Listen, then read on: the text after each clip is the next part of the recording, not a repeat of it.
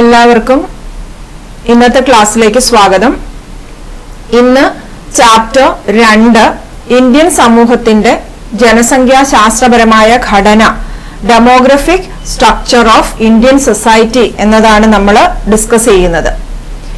അപ്പോൾ ഈ ഒരു ചാപ്റ്ററിനകത്ത് ഞാൻ ആ ഇൻട്രൊഡക്ടറി ക്ലാസ്സിൽ പറഞ്ഞിരുന്നു, നമ്മൾ പുതിയ ചില കാര്യങ്ങളെ കുറിച്ചാണ് ഇവിടെ മനസ്സിലാക്കുന്നത്. ഫസ്റ്റ് ഇയറിൽ പഠിച്ചിട്ടുള്ള ആശയങ്ങളിൽ നിന്നെല്ലാം വ്യത്യസ്തമായിട്ട് നാം ജനസംഖ്യാശാസ്ത്രം എന്ന ഒരു പുതിയ ശാസ്ത്ര ശാഖയെക്കുറിച്ച് ഉള്ള പ്രാഥമിക അറിവുകളാണ് ഈ ചാപ്റ്ററിൽ നമ്മൾ നേടിയെടുക്കുന്നത്.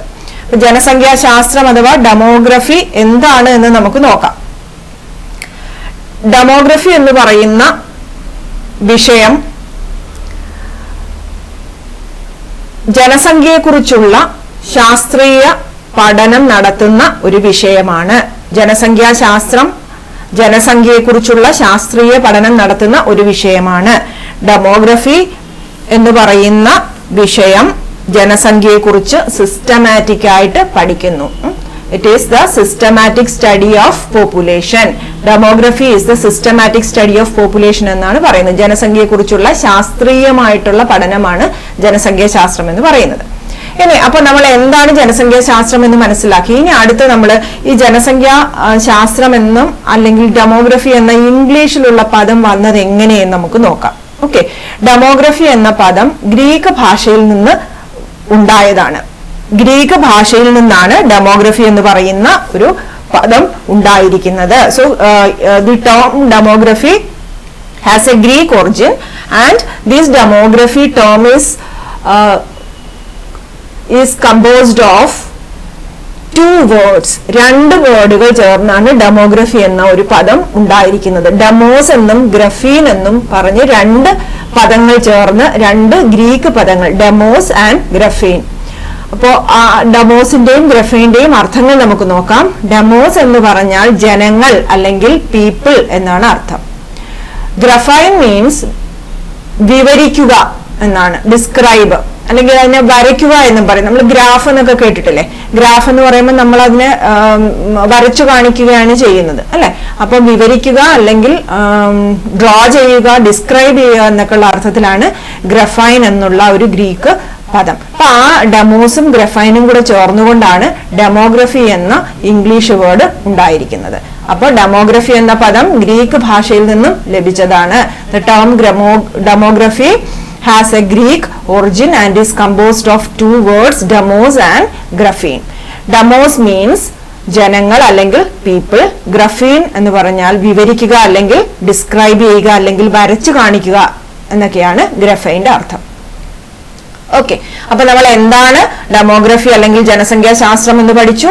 ഈ ഡെമോഗ്രഫി എന്ന പദം വന്നത് എങ്ങനെയാണെന്ന് പഠിച്ചു.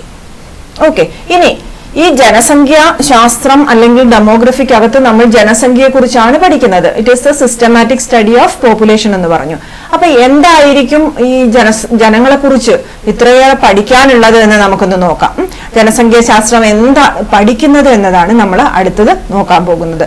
ജനസംഖ്യാശാസ്ത്രം ജനനം, മരണം, ജനസംഖ്യയുടെ വലിപ്പം, ജനസംഖ്യയുടെ ഘടന, ജനസംഖ്യയിലെ മാറ്റങ്ങൾ, ജനങ്ങളിലുള്ള കുടിയേറ്റം തുടങ്ങിയ അനേകം കാര്യങ്ങൾ, ഇത് കുറച്ച് പ്രധാനപ്പെട്ട കാര്യങ്ങളാണ് നമ്മളിവിടെ പറഞ്ഞിരിക്കുന്നത്. ഇങ്ങനെയുള്ള ഒരുപാട് കാര്യങ്ങളാണ് ജനസംഖ്യാശാസ്ത്രം പഠിക്കുന്നത്. ഓക്കെ, എന്താണ് ജനസംഖ്യാശാസ്ത്രം പഠിക്കുന്നത് എന്നൊരു ചോദ്യം വന്നു കഴിഞ്ഞാൽ ജനനം, മരണം, ജനസംഖ്യയുടെ വലിപ്പം, ജനസംഖ്യയുടെ ഘടന, ജനസംഖ്യയിലെ മാറ്റങ്ങൾ, കുടിയേറ്റം തുടങ്ങിയ കാര്യങ്ങളാണ് പ്രധാനമായും ജനസംഖ്യാശാസ്ത്രം പഠിക്കുന്നത്.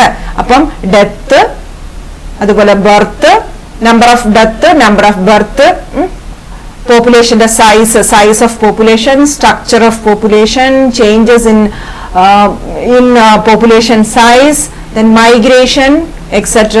are some of the important things or matters that this subject dealt with. ഈ കാര്യങ്ങളൊക്കെയാണ് ഡെമോഗ്രഫി പഠിക്കുന്നത്. മനസ്സിലായല്ലോ?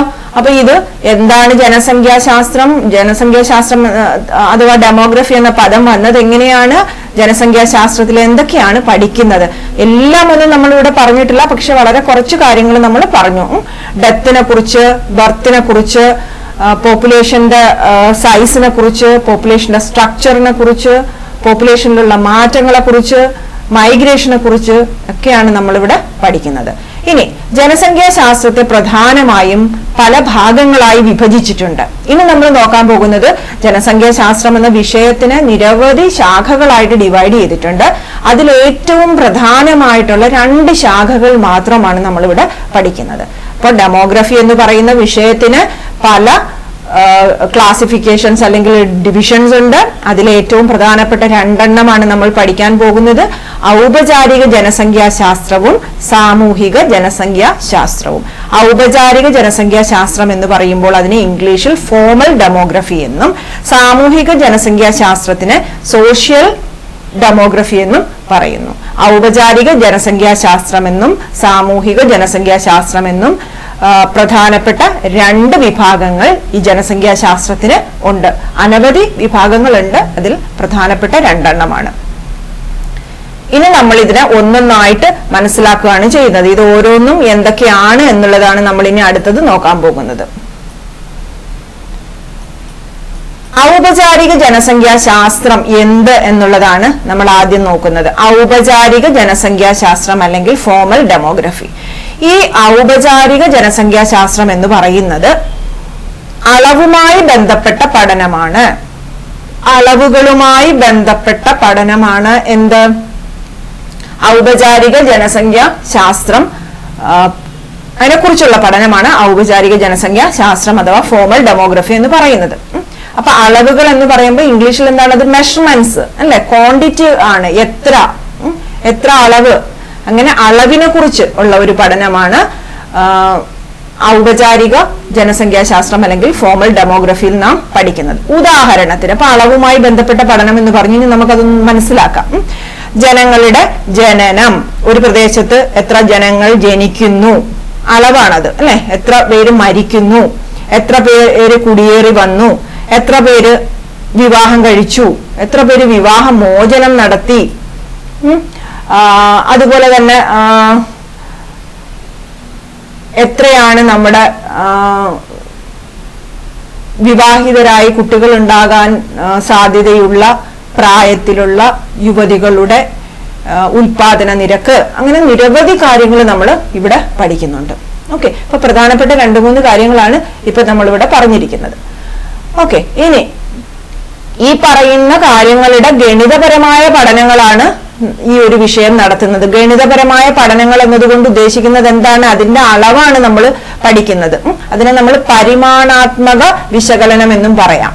ഓക്കെ, അപ്പൊ ജനനത്തെക്കുറിച്ച്, മരണത്തെക്കുറിച്ച്, ജനസംഖ്യയെക്കുറിച്ച്, വിവാഹത്തിനെ കുറിച്ച്, വിവാഹ മോചനത്തിനെ കുറിച്ച്, എത്ര പേര് കുടിയേറി വന്നു തുടങ്ങിയ ആ ഒരു ആശയങ്ങളുടെയൊക്കെ ഗണിതപരമായ പഠനങ്ങളാണ് ഔപചാരിക ജനസംഖ്യാശാസ്ത്രം നടത്തുന്നത്, ഫോർമൽ ഡെമോഗ്രഫി നടത്തുന്നത്. അപ്പൊ ക്വാണ്ടിറ്റേറ്റീവ് സ്റ്റഡിയാണിത് നടത്തുന്നത്. ഇനി രാജ്യങ്ങളുടെ ജനസംഖ്യ വളർച്ച, ജനസംഖ്യയിലെ ഘടനയിലെ മാറ്റം ഇവ മുൻകൂട്ടി കാണുവാൻ ഇത് സഹായിക്കുന്നു. അപ്പൊ ഇങ്ങനെ പഠിച്ചു വയ്ക്കുന്നത് കൊണ്ട് എന്ത് ഗുണമാണ് നമുക്കുള്ളത്? നമുക്കറിയണം ഒരു പ്രത്യേക പ്രദേശത്ത് ഇത്രയും ആൾക്കാരുണ്ടായിരുന്നതിൽ നിന്നും ഇത്ര വർഷം കഴിഞ്ഞപ്പോൾ ഇത്രയേറെ ആളുകളും കൂടെ അവിടെ കൂടുതൽ ഉണ്ടായി, അല്ലെങ്കിൽ ഇത്ര ആൾക്കാർ കുറഞ്ഞു. ഈ ഒരു പ്രദേശത്ത് ഉണ്ടായിരുന്ന ആണുങ്ങളുടെ എണ്ണം കുറഞ്ഞു, പെണ്ണുങ്ങളുടെ എണ്ണം കൂടി. അതാണ് ജനസംഖ്യയിലെ ഘടനയിലെ മാറ്റം.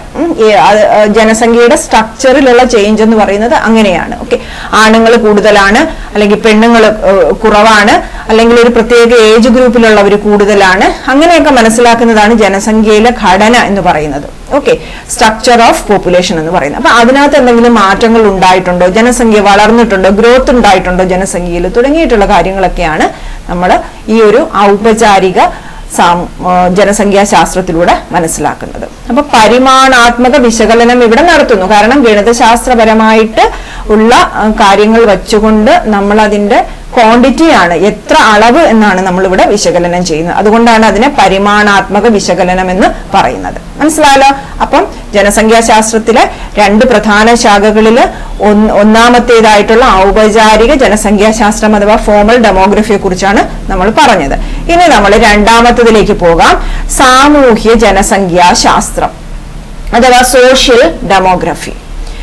ജനസംഖ്യയുടെ സാമൂഹികവും സാമ്പത്തികവും രാഷ്ട്രീയവുമായ തലങ്ങളാണ് ഈ ഒരു വിഷയം പഠിക്കുന്നത്. മറ്റിടത്ത് നമ്മൾ എല്ലാ ജനസംഖ്യയുടെ എല്ലാ ആശയങ്ങളുടെയും അളവുകളാണ്, എത്രയാണ് എന്നാണ് നമ്മൾ ഔപചാരിക ജനസംഖ്യാശാസ്ത്രത്തിൽ മനസ്സിലാക്കുന്നതെങ്കിൽ ഇവിടെ നമ്മൾ ജനസംഖ്യയുടെ സാമൂഹികവും സാമ്പത്തികവും രാഷ്ട്രീയവുമായ തലങ്ങളാണ് പഠിക്കുന്നത്.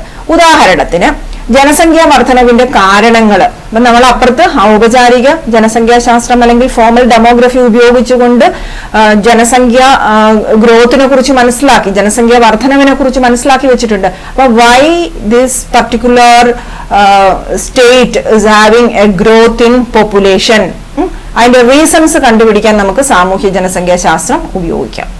ഇനി ഇങ്ങനെ ജനസംഖ്യ ഒരു പ്രത്യേക സ്ഥലത്ത് കൂടിയാൽ അതിന് എന്തൊക്കെ ആഫ്റ്റർ എഫക്ട്സ് ഉണ്ടാകാം, എന്തൊക്കെ കോൺസിക്വൻസസ് ഉണ്ടാകാം, എന്തൊക്കെ പ്രത്യാഘാതങ്ങൾ ഉണ്ടാകാം എന്ന് മനസ്സിലാക്കുവാനും സാമൂഹ്യ ജനസംഖ്യാശാസ്ത്രം അല്ലെങ്കിൽ സോഷ്യൽ ഡെമോഗ്രഫി സഹായിക്കുന്നു. ചുരുക്കി പറഞ്ഞാൽ ഇത് സാമൂഹ്യ വിശകലനമാണ് നടത്തുന്നത്. മറ്റൊരിടത്ത് നമ്മൾ ഗണിതശാസ്ത്രപരമായ ഒരു വിശകലനം നടത്തുമ്പോൾ ഇവിടെ സാമൂഹ്യ വിശകലനമാണ് നടത്തുന്നത്. മനസ്സിലായല്ലോ? അപ്പോ അത്രയാണ് ആ രണ്ട് പ്രധാനപ്പെട്ട ശാഖകളെ കുറിച്ച് പഠിക്കാനുള്ളത്. ഇനി ജനസംഖ്യാശാസ്ത്രം എങ്ങനെയാണ് ഈ പഠനങ്ങളൊക്കെ നടത്തുന്നത് എന്നൊരു ചോദ്യം ചോദിക്കാം. അല്ലെങ്കിൽ സർവേയെ കുറിച്ചും സെൻസസിനെ കുറിച്ചും ഒക്കെ ചുരുക്കി എഴുതാനും ഒക്കെ പരീക്ഷയ്ക്ക് ചോദിക്കാറുണ്ട്. അപ്പൊ അതും ഇതും രണ്ടും ഒരേ ഉത്തരം തന്നെയാണ്. ജനസംഖ്യാശാസ്ത്രം പഠനം നടത്തുന്നത് സർവേയും സെൻസസും ഉപയോഗിച്ചാണ്. ഓക്കെ, ജനസംഖ്യാശാസ്ത്രം എങ്ങനെയാണ് ജനസംഖ്യയെ കുറിച്ച് പഠനം നടത്തുന്നത്? ഡെമോഗ്രഫി എന്ന് പറയുന്ന സബ്ജക്ട് സിസ്റ്റമാറ്റിക് ആയിട്ട് പോപ്പുലേഷനെ കുറിച്ച് പഠിക്കുന്നു. എങ്ങനെയാണ് പഠിക്കുന്നത്? ദേ study about population with the help of surveys or census survey ഒക്കെ ഉപയോഗിച്ചാണ് ഇവര് പഠിക്കുന്നത്. അപ്പോൾ സർവേയും സെൻസസും ഉപയോഗിച്ചാണ് ഈ വിഷയം വിവരശേഖരണം നടത്തുന്നത്. ഇനി സെൻസസിന് നമ്മൾ മലയാളം ടെക്സ്റ്റ് ബുക്കുകളിൽ കാനേഷുമാരി എന്ന് പറഞ്ഞൊരു പേരും കൂടെ കൊടുക്കുന്നുണ്ട്. ഓക്കെ, സെൻസസിന് ഇതൊരു ശരിക്കും പറഞ്ഞാൽ ഇംഗ്ലീഷ് പദമാണ്, അതിനെ കാനേഷുമാരി എന്നും നമ്മൾ വിളിക്കുന്നുണ്ട്. ഇനി അപ്പോൾ സെൻസസും സർവേയും ഉപയോഗിച്ചാണ് ഡെമോഗ്രഫി ഡേറ്റ കളക്ട് ചെയ്യുന്നത്, വിവരം ശേഖരിക്കുന്നത് എന്ന് പറഞ്ഞു. ഇനി നമുക്ക് ഒരു പ്രദേശത്തെ ജനങ്ങളെ സംബന്ധിച്ച വിവരങ്ങൾ ചിട്ടയോട് ശേഖരിക്കുവാനായിട്ട് എന്ത് സഹായിക്കുന്നു? ഇങ്ങനെ സർവേയോ സെൻസസോ നടത്തുമ്പോൾ നമുക്ക് സിസ്റ്റമാറ്റിക്കലി എന്ത് ചെയ്യാൻ പറ്റും? ഒരു പ്രത്യേക സ്ഥലത്തെ ജനങ്ങളെ കുറിച്ച് പഠിക്കുക. Systematic collection of data on the people residing within A specified area എന്നാ പറയുന്നത്. അത് കണ്ടെത്തുവാനായിട്ട് നമുക്ക് സർവേയും സെൻസസും നമ്മെ സഹായിക്കുന്നു. അപ്പോൾ ഒരു പ്രദേശത്തെ ജനങ്ങളെ സംബന്ധിച്ച വിവരങ്ങൾ ചിട്ടയോട് ശേഖരിക്കുവാനായിട്ട് ഈ ഒരു സെൻസസും സർവേയും നമ്മെ സഹായിക്കും. അപ്പൊ എങ്ങനെയാണ് ജനസംഖ്യാശാസ്ത്രം അല്ലെങ്കിൽ ഡെമോഗ്രഫി ഡേറ്റ കളക്ട് ചെയ്യുന്നത്? With the help of census and surveys. സെൻസസും കാനേഷുമാരി അല്ലെങ്കിൽ സർവേകൾ ഉപയോഗിച്ചുകൊണ്ടാണ് ജനസംഖ്യാശാസ്ത്രം വിവരശേഖരണം നടത്തുന്നത്.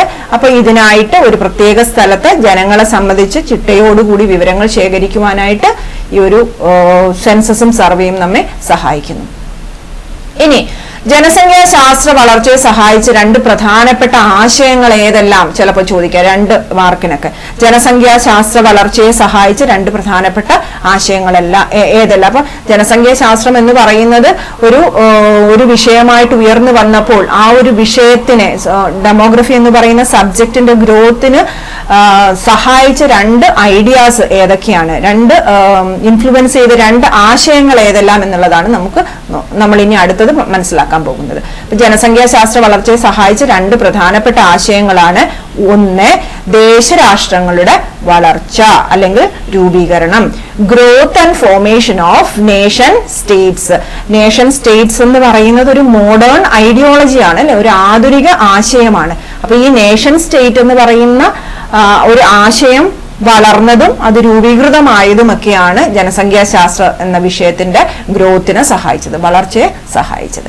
അപ്പൊ ദേശരാഷ്ട്രങ്ങളുടെ വളർച്ച ജനസംഖ്യാശാസ്ത്രം എന്ന വിഷയത്തിന്റെ വളർച്ചയെ സഹായിച്ചു. സെക്കൻഡ് വൺ ഇസ് ആധുനിക സാംഖിക ശാസ്ത്രത്തിന്റെ ഉത്ഭവം. Origin of modern statistics. Statistics എന്ന് പറയുന്നത് ഒരു വിഷയമാണ്. മാത്തമാറ്റിക്സിനകത്തും അല്ലെങ്കിൽ സെപ്പറേറ്റ് ആയിട്ടും ഒക്കെ പഠിക്കുന്ന ഒരു ശാസ്ത്ര ശാഖയാണ് സ്റ്റാറ്റിസ്റ്റിക്സ് എന്ന് പറയുന്നത്. കണക്കെടുപ്പുകൾ നടത്തുന്ന ഒരു ശാസ്ത്ര ശാഖയാണ് സ്റ്റാറ്റിസ്റ്റിക്സ്. അപ്പൊ ഈ ഒരു പുതിയ ശാസ്ത്ര ശാഖ ഉയർന്നു വന്നതും ഡെമോഗ്രഫി എന്ന് പറയുന്ന വിഷയത്തിന്റെ വളർച്ചയ്ക്ക് കാരണമായി. അപ്പൊ origin of modern statistics, and modern statistics is a subject that originated during the period when this demography originate 18th സെഞ്ചുറിയിലാണ്. ഓക്കെ, അപ്പൊ ഈ ഡെമോഗ്രഫി വളർന്നു വരുന്ന അതിന് കാരണമായ രണ്ട് ആശയങ്ങൾ എന്ന് പറയുമ്പോൾ, ഒന്ന് ദേശരാഷ്ട്രങ്ങളുടെ വളർച്ചയും രൂപീകരണവും, രണ്ട് ആധുനിക സാംഖിക ശാസ്ത്രത്തിന്റെ ഉത്ഭവം, growth and formation of nation States and origin of modern statistics. ഇനി ഇതിനെ നമുക്ക് ചിലപ്പോ ജനസംഖ്യാശാസ്ത്ര വളർച്ചയെ സഹായിച്ച രണ്ട് പ്രധാനപ്പെട്ട ആശയങ്ങൾ വിവരിക്കാനൊക്കെ ചോദിക്കും. ഓക്കെ, സോ അങ്ങനെ വിവരിക്കാൻ ചോദിച്ചു കഴിഞ്ഞാൽ നമുക്ക് ഒരു 4 മാർക്കിനൊക്കെ ചോദിച്ചാൽ അതിനെ ഒന്ന് എന്താണെന്നൊന്ന് മനസ്സിലാക്കേണ്ടത് ആവശ്യമാണ്.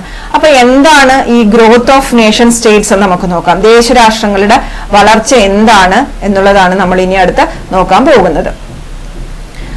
ദേശരാഷ്ട്രം അല്ലെങ്കിൽ നേഷൻ സ്റ്റേറ്റ് എന്ന് പറയുന്നത് ഒരു ആധുനിക ആശയമാണ്, ഒരു മോഡേൺ ഐഡിയ ആണ്. ഓക്കെ, അപ്പൊ ആ മോഡേൺ ഐഡിയ ദേശരാഷ്ട്രം എന്ന് പറയുന്ന ഒരു ആശയത്തിന്റെ വളർച്ചയ്ക്ക് കാരണമാകുന്നു. ദേശരാഷ്ട്രം എന്ന് പറയുമ്പോൾ പ്രത്യേക അതിർത്തികളോടുകൂടി, പ്രത്യേക നിയന്ത്രണങ്ങളോടുകൂടി, ബൗണ്ടറിക്ക് അകത്ത് നിന്നുകൊണ്ട് ഒരു ഭരണത്തിന്റെ കീഴിൽ രാഷ്ട്രങ്ങൾ രൂപം കൊണ്ടുവരുന്ന ഒരു ആശയമാണ് ദേശരാഷ്ട്രം എന്ന് പറയുന്നത്. അപ്പൊ ആധുനികമായ ഒരു ആശയമാണ്, മോഡേൺ ഐഡിയോളജിയാണ് നേഷൻ സ്റ്റേറ്റ് എന്ന് പറയുന്ന ആശയം എന്ന് പറയുന്നത്. ഓക്കെ, അപ്പൊ ആധുനികത ദേശരാഷ്ട്രത്തിന്റെ വളർച്ചയ്ക്ക് കാരണമായി. ഇത് ദേശരാഷ്ട്രത്തിന്റെ ചുമതല വർദ്ധിപ്പിച്ചു. ആധുനികത എന്ന ഒരു ആശയം വരുന്നത് കൊണ്ടാണ് ദേശരാഷ്ട്രം എന്ന ആശയം വികസിച്ചു വന്നത്. ഇത് രാഷ്ട്രങ്ങളുടെ ചുമതല വർദ്ധിപ്പിച്ചു. ദേശരാഷ്ട്രം എന്ന് പറയുമ്പോൾ അവനവന്റെ ബൗണ്ടറിക്കകത്ത് വരുന്ന ജനങ്ങളുടെ വെൽഫെയർ നോക്കണം, അവരുടെ എല്ലാ കാര്യങ്ങളും അന്വേഷിക്കണം. ഗവൺമെന്റ് പോളിസികൾ ഉണ്ടാക്കിയിട്ട് അവരുടെ വെൽഫെയറിന് വേണ്ടിയിട്ട് ഗവൺമെന്റ് പദ്ധതികളൊക്കെ തയ്യാറാക്കി പൊതുജനത്തിന് സംരക്ഷിക്കേണ്ടത് ഈ നേഷൻ സ്റ്റേറ്റ്സിന്റെ ജോലിയാണ്. ഓക്കെ, അപ്പൊ എന്തൊക്കെയാണ് അവരുടെ ചുമതലകൾ എന്ന് നമുക്ക് നോക്കാം. ബ്രാക്കറ്റിലാണ് അത് എഴുതിയിരിക്കുന്നത്, അത് ആവശ്യമുണ്ടെങ്കിൽ മാത്രം ക്വസ്റ്റ്യന്റെ വലുപ്പം അനുസരിച്ച് എഴുതുക. പൊതുജനാരോഗ്യ നടത്തിപ്പ്, ഇംപ്ലിമെന്റിംഗ് പബ്ലിക് ഹെൽത്ത് പ്രോഗ്രാംസ്. പൊതുജനാരോഗ്യ നടത്തിപ്പ് നമുക്കറിയാം, ഇപ്പോൾ നമ്മുടെ ഇന്ത്യ എന്ന് പറയുന്ന നേഷൻ സ്റ്റേറ്റിനകത്ത് നമുക്ക് പൊതുജന ആരോഗ്യ സംരക്ഷണങ്ങളൊക്കെ ഉണ്ട്. എന്തൊക്കെയാണ്?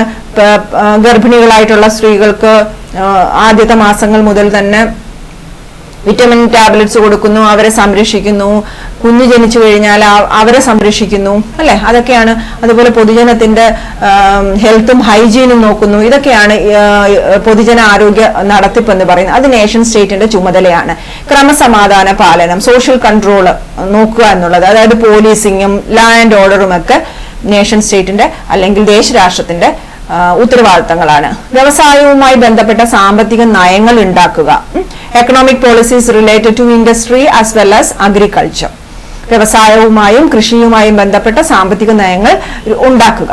നികുതികൾ പിരിക്കുക, കളക്ഷൻ ഓഫ് ടാക്സ്. പലതരം നികുതികളുണ്ട്, അത് പൗരന്മാരിൽ നിന്നും ആ നികുതി പിടിച്ചെടുക്കുക. ആ നികുതി ഉപയോഗിച്ചുകൊണ്ട് മുകളിൽ പറഞ്ഞ കാര്യങ്ങൾ, പൊതുജനാരോഗ്യം സംരക്ഷിക്കുക, പോലീസിംഗ് നടത്തുക, വിദ്യാഭ്യാസം കൊടുക്കുക തുടങ്ങിയ കാര്യങ്ങളൊക്കെ ഈ നികുതികൾ പിരിച്ചെടുത്തിട്ട് അതിൽ നിന്നായിരിക്കും ചെയ്യുന്നത്. വരുമാനം കൂട്ടുവാനുള്ള കാര്യങ്ങൾ കണ്ടെത്തുക. വരുമാനം കൂട്ടൽ, മെത്തേഡ്സ് ടു ഇൻക്രീസ് ഇൻകം, അത് കണ്ടെത്തുക. നഗരഭരണം, അർബൻ അഡ്മിനിസ്ട്രേഷൻ. ഇതൊക്കെയാണ് ചില ദേശരാഷ്ട്രങ്ങളുടെ ചുമതലകൾ എന്ന് പറയും. എല്ലാം ഒന്നുമില്ല, കുറച്ച് കാര്യങ്ങൾ നമ്മളിവിടെ എഴുതിയിട്ടുണ്ട്. അപ്പൊ ക്വസ്റ്റ്യന്റെ വലിപ്പം അനുസരിച്ച് ഇതും കൂടെ ഉൾപ്പെടുത്തണോ വേണ്ടേ എന്ന് നിങ്ങൾക്ക് അപ്പോൾ തീരുമാനിക്കാം. പഠിക്കുമ്പോൾ ഇതൊന്ന് പഠിച്ചു വെക്കുക, ആവശ്യമുണ്ടെങ്കിൽ മാത്രം എടുത്ത് എഴുതുക. അപ്പൊ നമ്മൾ പറഞ്ഞു ജനസംഖ്യാശാസ്ത്രത്തിന്റെ വളർച്ചയ്ക്ക് കാരണമായ രണ്ട് ആശയങ്ങളിൽ ഒന്നെന്ന് പറയുന്നത് ദേശരാഷ്ട്രങ്ങളുടെ വളർച്ച അല്ലെങ്കിൽ growth and development of growth and formation of nation states. Second one is growth of new subject statistics, modern statistics. സാംഘിക ശാസ്ത്രത്തിന്റെ വളർച്ച. ഇനി സാംഘിക ശാസ്ത്രം എന്ന് പറയുന്ന ശാസ്ത്രത്തിന് എന്തിനായിരുന്നു ഉപയോഗിച്ചിരുന്നതെന്നാണ് ഇവിടെ പറയുന്നത്. ആധുനിക രാഷ്ട്രങ്ങൾക്ക് അല്ലെങ്കിൽ ദേശരാഷ്ട്രങ്ങൾക്ക് സാമൂഹ്യ സ്ഥിതി വിവര കണക്കുകൾ കൃത്യവും ചിട്ടയുമായി ശേഖരിക്കേണ്ടി വന്നു. These nation states are supposed to collect the data of their population correctly, and they have to implement, they have to provide economic policy, they have to develop economic policies, and they have to control their population with the help of policing, and they have to administer various methods to control the society. അപ്പൊ അതിനു വേണ്ടിയിട്ടൊക്കെ എന്ത് വേണം? കൃത്യവും ചിട്ടയുമായിട്ട് വിവരങ്ങൾ ശേഖരിക്കണം. അപ്പൊ അതിന് ആ സമയത്താണ് സാംഘിക ശാസ്ത്രം എന്ന് പറയുന്ന ഒരു വിഷയം ഉയർന്നു വരുന്നത്. 18th സെഞ്ചുറി മുതൽ ഈ ഒരു സാംഘിക ശാസ്ത്രത്തിന്റെ ഉയർച്ച ഉണ്ടാകുന്നു. അപ്പൊ അതാണ് ജനസംഖ്യാശാസ്ത്രത്തിന്റെ വരവിന് കാരണമായ. അപ്പൊ ചുരുക്കി പറഞ്ഞാൽ നമുക്ക് എന്തു മനസ്സിലായി? ഈ മോഡേൺ സ്റ്റാറ്റിസ്റ്റിക്സ് എന്ന വിഷയം ഉയർന്നു വരുന്നതിനൊപ്പം തന്നെ ജനസംഖ്യാശാസ്ത്രം അല്ലെങ്കിൽ ഡെമോഗ്രഫി എന്ന് പറയുന്ന വിഷയവും ഉയർന്നു വന്നിട്ടുണ്ട്. ഓക്കെ, രണ്ടും ഒപ്പം തന്നെയാണ്. രണ്ടും ശരിക്കു പറഞ്ഞാൽ 18th സെഞ്ചുറിയിൽ തന്നെ നടന്ന സംഭവങ്ങളാണ്, സമാനമായിട്ട് നടന്ന രണ്ട് കാര്യങ്ങളാണ്. അപ്പോ ഈ ദേശരാഷ്ട്രങ്ങളുടെ വളർച്ചയും അതുപോലെ തന്നെ ഗ്രോത്ത് ഓഫ് മോഡേൺ സ്റ്റാറ്റിസ്റ്റിക്സുമാണ് ഡെമോഗ്രഫി എന്ന് പറയുന്ന സബ്ജക്റ്റിന്റെ ഗ്രോത്തിന് കാരണമായത്. മനസ്സിലായല്ലോ രണ്ട് പോയിന്റ്സ്. ഇനി നമ്മള് ഒരു വർഷം നമ്മൾ നേരത്തെ പറഞ്ഞു ജനസംഖ്യാശാസ്ത്രം പഠനം നടത്തുന്നത് എങ്ങനെയാണ്? സെൻസസ് സർവേ ഉപയോഗിച്ചാണ് അവർ ജനസംഖ്യയെ കുറിച്ച് പഠനം നടത്തുന്നത്. അപ്പൊ സെൻസസിനെ കുറിച്ച് ചുരുക്കി എഴുതുക എന്നൊക്കെ പറഞ്ഞ് കഴിഞ്ഞ വർഷത്തിന് മുന്നത്തെ വർഷം ഒരു 6 മാർക്കിനോ മറ്റോ ഒരു ചോദ്യം ചോദിച്ചിട്ടുണ്ടായിരുന്നു. ഓക്കെ, അപ്പൊ അതിന് എഴുതാൻ വേണ്ടിയിട്ടാണ് ഞാനത് സെൻസസ് എന്ന ഹെഡിങ്ങിൽ കുറച്ച് കാര്യങ്ങൾ എഴുതിയിട്ടുള്ളത്. ഇനി നമ്മൾ സെൻസസിന്റെ ഒരു ചരിത്രത്തിലേക്ക് പോകാം. എന്നാണ് സെൻസസ് എടുക്കാൻ തുടങ്ങിയത് അല്ലെങ്കിൽ സർവേ നടത്താൻ തുടങ്ങിയത്? സെൻസസിന്റെ മറ്റൊരു മലയാള പദമാണ് ക്യാനേഷുമാരി എന്ന് ഞാൻ നേരത്തെ പറഞ്ഞു കഴിഞ്ഞു. അപ്പൊ അത് ഓർത്തു വെക്കുക. ഓക്കെ, 18ാം നൂറ്റാണ്ട് മുതലാണ് സെൻസസ് എടുക്കാനായിട്ട് ആരംഭിക്കുന്നത്. 18th സെഞ്ചുറിയുടെ എൻഡിലാണ് സെൻസസ് എടുക്കുവാനായിട്ട് തുടങ്ങുന്നത്. ഇനി 1790 ആണ് ആദ്യമായിട്ട് ലോകത്തിലെ ആദ്യത്തെ സെൻസസ് ആണ് അമേരിക്കയുടെ സെൻസസ് എന്ന് പറയുന്നത്. The American census of 1790 was probably the first modern census, and gradually in 1800 this trend extended to Europe also. 1790 അമേരിക്കയിലാണ് ലോകത്തിലെ ആദ്യമായിട്ടുള്ള സെൻസസ് മോഡേൺ സെൻസസ്, ആധുനിക സെൻസസ് എന്ന് പറയും, എടുക്കാൻ തുടങ്ങിയത്. പിന്നെ അത് 1800 യൂറോപ്പിലേക്കും സ്പ്രെഡായി. ഇനി 1867 72 കാലഘട്ടത്തിൽ ഇന്ത്യയില് ബ്രിട്ടീഷ് ഗവൺമെന്റ് ആണ് ആ കാലത്ത്. ഓക്കെ, ബ്രിട്ടീഷ് ഗവൺമെന്റ് ഇന്ത്യയിൽ സെൻസസ് എടുക്കുവാൻ തുടങ്ങുന്നു. 1867 72 കാലഘട്ടത്തിൽ ഇന്ത്യയിൽ സെൻസസ് എടുക്കുവാൻ ആരംഭിക്കുന്നു. 1881 ശാസ്ത്രീയമായ സെൻസസ് ഇന്ത്യ എടുക്കാൻ ആരംഭിക്കുന്നു. 1867 സെൻസസ് എടുത്തു, പക്ഷെ അത് ശാസ്ത്രീയ രീതിയിലൊന്നുമുള്ള ഒരു സെൻസസ് എടുപ്പ് ആയിരുന്നില്ല. 1881 ശാസ്ത്രീയമായിട്ട് സയന്റിഫിക് മെത്തേഡ് ഉപയോഗിച്ച് സെൻസസ് എടുക്കുവാനായിട്ട് സ്റ്റാർട്ട് ചെയ്യുന്നത് 1881. പിന്നെ അതിനുശേഷം 10 വർഷം കൂടുമ്പോൾ സെൻസസ് എടുക്കുവാൻ നമ്മൾ ആരംഭിക്കും. സെൻസസ് എടുക്കുന്നത് 10 വർഷം കൂടുമ്പോഴാണ് അല്ലെ? അത് നിങ്ങൾക്ക് പ്രത്യേകിച്ച് പറഞ്ഞു തരേണ്ട ആവശ്യമില്ലല്ലോ. റെഗുലർ 10 ഇയർലി സെൻസസ് ആണ് നമ്മൾ എടുക്കുന്നത്. എല്ലാ 10 വർഷം കൂടുമ്പോഴും നമ്മൾ സെൻസസ് എടുക്കാറുണ്ട്. വളരെ അവിചാരിതമായി ചില കാരണങ്ങൾ മൂലം മാത്രം സെൻസസ് ചിലപ്പോൾ എടുക്കാൻ താമസിച്ചിട്ടുണ്ട്. അതിനൊരു ഉദാഹരണമാണ് ഇപ്പൊ 2021 നമുക്കൊരു സെൻസസ് എടുക്കേണ്ടതാണ്. പക്ഷെ നമ്മുടെ കൊറോണ മൂലം ആ സെൻസസ് നമ്മൾ എടുത്തിട്ടില്ല. ഓക്കെ, അപ്പോ നമുക്ക് നോക്കാം. 1951 മുതൽ ദശവർഷ സെൻസസ് എടുക്കാൻ ആരംഭിക്കുന്നു. തുടർച്ചയായിട്ട് സെൻസസ് എടുക്കുവാനായിട്ട് ആരംഭിച്ചത് 1951 ശേഷമാണ്. അതായത് നമുക്ക് സ്വാതന്ത്ര്യം കിട്ടി, നമ്മൾ ഇന്ത്യ ഫോം ചെയ്ത ശേഷം 1951 മുതലാണ് നമ്മൾ 10-year സെൻസസ് എടുക്കാൻ തുടങ്ങിയത്. അപ്പൊ ആകെ നമ്മൾ എത്ര സെൻസസ് എടുത്തു എന്ന് നിങ്ങളൊന്ന് ആലോചിച്ച് നോക്കിക്കേ. 51, 61, 71. അപ്പൊ 51-ൽ 1 എടുത്തു, 61, 71, 81, 91, 2001, 2011. അങ്ങനെ നമ്മൾ ഇതുവരെ 7 ദശവർഷ സെൻസസുകളാണ് നടത്തിയിട്ടുള്ളത്. ഇപ്പൊ 21-ൽ അടുത്ത സെൻസസ് എടുക്കേണ്ടതാണ്. പക്ഷെ കൊറോണ മൂലം നമ്മൾ അതിന് അറിയില്ല ഈ വർഷത്തെ സെൻസസിന്റെ കാര്യങ്ങൾ എന്തൊക്കെയായിരിക്കും എന്നുള്ളത്. ഓക്കെ, അപ്പൊ ലോകത്തിലെ ഏറ്റവും വലിയ സെൻസസ് നടത്തുന്ന രാജ്യമാണ് ഇന്ത്യ. ശരിക്കും പറഞ്ഞാൽ ലോകത്തിലെ ഏറ്റവും കൂടുതൽ പോപ്പുലേഷൻ ഉള്ള ഒരു രാജ്യം എന്ന് പറയുന്നത് ചൈനയാണ്, അല്ലേ? നിങ്ങൾക്ക് അറിയുന്ന ഒരു കാര്യമാണ്. എങ്കിൽ പോലും ചൈനയെക്കാട്ടിയും കൃത്യമായിട്ടും ലോകത്തിലെ ഏറ്റവും വലിയ സെൻസസ് ആണ് ഇന്ത്യക്കാര് നടത്തുന്നത്. The Indian census is the largest census in the world. കാരണം എന്താണ്? China is not conducting regular സെൻസസസ്.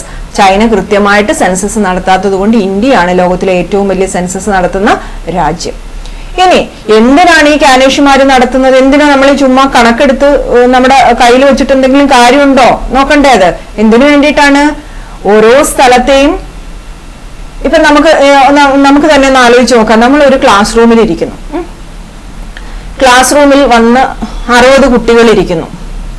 അപ്പൊ 60 കുട്ടികൾക്ക് ഇരിക്കാൻ പാകത്തിനുള്ള ബെഞ്ചും ഡെസ്കും എല്ലാം ഇട്ടിട്ട് നമ്മൾ ആ ക്ലാസ് റൂം ഒക്കെ സെറ്റപ്പ് ചെയ്ത് അവിടെ നിൽക്കുന്നു. അപ്പൊ പെട്ടെന്നൊരു 10ഓ 15ഓ കുട്ടികളും കൂടെ കൂടുതൽ അവിടേക്ക് ഇരിക്കാൻ വന്നു കഴിഞ്ഞാൽ അവർക്ക് ചിലപ്പോ ഇരിക്കാനായിട്ട് ബെഞ്ചോ ഡെസ്കോ ഉണ്ടാവില്ല, അല്ലെ? അപ്പൊ നമ്മളെ സ്കൂളിൽ നിന്ന് തന്നെയാണ് ഫുഡ് കൊടുക്കുന്നതെന്ന് വെക്കുക, ചിലപ്പോ അവർക്ക് കൊടുക്കാനായിട്ട് ഫുഡ് ഉണ്ടാവില്ല, അല്ലെ? അപ്പൊ അതുകൊണ്ട് നമുക്ക് എന്ത് വേണം? നമ്മുടെ ക്ലാസ്സിൽ എത്ര കുട്ടികൾ ഇരിക്കുന്നുണ്ട് എന്നറിഞ്ഞാൽ മാത്രമേ ക്ലാസ്സിൽ ചെയ്യേണ്ട കാര്യങ്ങള്, കുട്ടികൾക്ക് കൊടുക്കേണ്ട കാര്യങ്ങള്, കുട്ടികൾക്ക് ലഭിക്കേണ്ട കാര്യങ്ങള്, ക്ലാസ്സിൽ നടത്തേണ്ട കാര്യങ്ങളൊക്കെ നമുക്ക് കൃത്യമായിട്ട് ചെയ്യുവാൻ സാധിക്കുന്നുള്ളൂ. അപ്പൊ അതുപോലെ തന്നെയാണ് ഈ സെൻസസിന്റെ കാര്യവും. ഒരു സ്ഥലത്ത് എത്ര പേരുണ്ടെന്ന് അറിഞ്ഞാൽ മാത്രമേ ഒരു രാഷ്ട്രത്തിന് രാഷ്ട്ര നയങ്ങള്, സ്റ്റേറ്റിന്റെ പോളിസീസ് ഉണ്ടാക്കുവാൻ സാധിക്കുന്നുള്ളൂ. സ്റ്റേറ്റ് പോളിസീസ് ഫോം ചെയ്യണമെങ്കിൽ എന്ത് വേണം? കണക്കറിയണം, അല്ലെ? അപ്പൊ എന്തിനാണ് കാനേഷുമാര് നടത്തുന്നത്? ഒന്ന്, രാഷ്ട്ര നയങ്ങൾ രൂപീകരിക്കുവാൻ അല്ലെങ്കിൽ നടപ്പിലാക്കുവാൻ, രൂപീകരിച്ച് അതിനെ നടപ്പിലാക്കുവാൻ നമുക്ക് എന്തു വേണം? സെൻസസ് എടുക്കേണ്ടതുണ്ട്. പൊതുജനക്ഷേമ പ്രവർത്തനങ്ങൾ നടത്താൻ, സോഷ്യൽ വെൽഫെയർ സ്കീംസ് ഒക്കെ ഇംപ്ലിമെന്റ് ചെയ്യണമെങ്കിൽ പൊതുജനക്ഷേമ പ്രവർത്തനം എന്താണത്? പെൻഷൻ കൊടുക്കുക, വിധവ പെൻഷൻ കൊടുക്കുക, കർഷക പെൻഷൻ കൊടുക്കുക, പിന്നെന്താണ് തൊഴിലില്ലായ്മ വേതനം കൊടുക്കുക.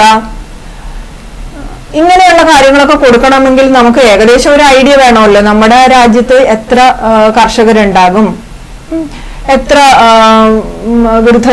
വിധവകൾ ഉണ്ടായിരിക്കും, അല്ലെങ്കിൽ എത്ര വയോജനങ്ങൾ ഉണ്ടായിരിക്കും, അൺഎംപ്ലോയ്മെന്റ് വേതനം കൊടുക്കണമെങ്കിൽ ജോലിയില്ലാതെ നടക്കുന്ന എത്ര പേരുണ്ട്, ഇവരുടെയൊക്കെ കണക്കറിയണമല്ലോ, അല്ലെ? അപ്പൊ ഇതൊക്കെയാണ് പൊതുജനക്ഷേമ പ്രവർത്തനങ്ങൾ എന്ന് പറയുന്നത്. പൊതുജനക്ഷേമ പ്രവർത്തനങ്ങളിൽ ഇത് കൂടാതെ തന്നെ ആരോഗ്യ സംവിധാനങ്ങൾ ഒരുക്കി കൊടുക്കൽ, വിദ്യാഭ്യാസം ഒരുക്കി കൊടുക്കൽ എല്ലാം വരുന്നുണ്ട്. ഓക്കെ, അപ്പോ അതാണ് രണ്ടാമത്തത്. മൂന്നാമത്തത് സാമൂഹ്യ പ്രതിഭാസങ്ങളെ മനസ്സിലാക്കുക. സാമൂഹ്യ പ്രതിഭാസങ്ങൾ എന്ന് പറയുമ്പോ ഒരു ഉദാഹരണം പറഞ്ഞാൽ, ഇപ്പം ഒരു സ്ഥലത്ത് ഒരു 10 കൊല്ലത്തിനിടയിൽ അല്ലെങ്കിൽ 5 കൊല്ലത്തിനിടയിൽ ഒരുപാട് ആളുകൾ ഒരു ഗ്രാമത്തിൽ നിന്ന് മറ്റൊരു ഗ്രാമത്തിലേക്ക് കുടിയേറി പാർക്കുന്നു, അല്ലെങ്കിൽ ഒരു സംസ്ഥാനത്തിൽ നിന്ന് മറ്റൊരു സംസ്ഥാനത്തിലേക്ക് കുടിയേറി പാർക്കുന്നു. അപ്പൊ കുടിയേറ്റം എന്ന് പറയുന്നത് ഒരു സാമൂഹ്യ പ്രതിഭാസമാണ്. അപ്പൊ ഇത് നമുക്ക് മനസ്സിലാക്കേണ്ടതുണ്ട്. അല്ലെങ്കിൽ ഒരു പ്രത്യേക സ്ഥലത്ത് കുറെ ആളുകൾ നിരന്തരം ആത്മഹത്യ ചെയ്യുന്നു. അപ്പൊ അവിടുത്തെ ജനസംഖ്യയിൽ കുറവുണ്ടാകുന്നു, അല്ലെ? ഈ ആത്മഹത്യ എന്ന് പറയുന്നതും ഒരു സാമൂഹ്യ പ്രതിഭാസമാണ്. അല്ലെങ്കിൽ ഒരു സ്ഥലത്ത് നിരന്തരം പ്രളയമുണ്ടായി അവിടെയുള്ള ജനങ്ങളെല്ലാവരും തന്നെ പല രോഗങ്ങൾക്ക് അടിമകളായി മരിച്ചു പോകുന്നു. അതും ഒരു സാമൂഹ്യ പ്രതിഭാസമാണ്. അപ്പൊ ഇങ്ങനെയുള്ള കാര്യങ്ങളൊക്കെ മനസ്സിലാക്കുവാനാണ് നമ്മൾ എന്ത് നടത്തുന്നത്, കാനേഷുമാരി നടത്തുന്നത്. അപ്പൊ രാഷ്ട്ര നയങ്ങൾ രൂപീകരിക്കുവാൻ, for preparing state policies. Second one, പൊതുജനക്ഷേമ പ്രവർത്തനങ്ങൾ നടപ്പിലാക്കുവാൻ, for implementing social welfare programmes. Third one, സാമൂഹ്യ പ്രതിഭാസങ്ങളെ കുറിച്ച് മനസ്സിലാക്കുവാനായിട്ട്, സോഷ്യൽ പ്രോസസ്സുകളെ കുറിച്ച് മനസ്സിലാക്കുവാനായിട്ട് ആണ് എന്ത് നമ്മൾ കാനേഷുമാരി കൃത്യമായിട്ട് നടത്തേണ്ട ആവശ്യകത എന്ന് പറയുന്നത്. ഇനി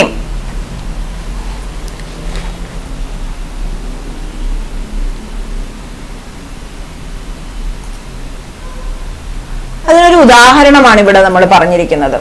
ഉദാഹരണത്തിന് എമിൽ ദുർഖൈം ഒരു പഠനം നടത്തിയിട്ടുണ്ട്. എമിൽ ദുർഖൈമിനെ നിങ്ങൾ കേട്ടിട്ടില്ലേ? എമിൽ ദുർഖൈം ഒരു സോഷ്യോളജിസ്റ്റ് ആണ്. അദ്ദേഹം ആത്മഹത്യയെ കുറിച്ച് ഒരു പഠനം നടത്തിയിട്ടുണ്ടെന്ന് നിങ്ങൾ ഫസ്റ്റ് ഇയറിൽ പഠിച്ചിട്ടുള്ളതാണ്. അപ്പൊ എമിൽ ദുർഖൈമിന്റെ ആത്മഹത്യയെ കുറിച്ചുള്ള പഠനം തന്നെ ഇതിനൊരു ഉദാഹരണമാണ്. അദ്ദേഹം പറയുന്നത് ഓരോ ആത്മഹത്യകളും വ്യക്തിപരമായതോ അല്ലെങ്കിൽ സാമൂഹികമായ കാരണങ്ങൾ മൂലമോ ആണെന്ന് വാദിക്കുവാൻ അദ്ദേഹത്തിന് ഈ ആത്മഹത്യയെ കുറിച്ചുള്ള പഠനം സഹായിച്ചു എന്നാണ് പറയുന്നത്. അപ്പൊ അദ്ദേഹം സാധാരണ നമ്മളെല്ലാവരും ഒരു ആത്മഹത്യയെ മിക്കവാറും വ്യക്തിപരമായ ഒരു കാരണമായിട്ടാണ് എടുക്കുന്നത്, അല്ലെ? പക്ഷെ ആത്മഹത്യക്ക് വ്യക്തിയുടെ കാരണങ്ങളിൽ അപ്പുറമായിട്ട് സാമൂഹികമായിട്ടുള്ള ഒരുപാട് കാരണങ്ങളും ചിലപ്പോൾ ഉണ്ടാകാം. അപ്പൊ നമുക്ക് തന്നെ അറിയാം, ഇപ്പോ എന്താ പറയാ, ഒരു ഉദാഹരണം എടുക്കുകയാണെങ്കിൽ സ്ത്രീധന മരണങ്ങളുടെ എണ്ണം കൂടുന്നു.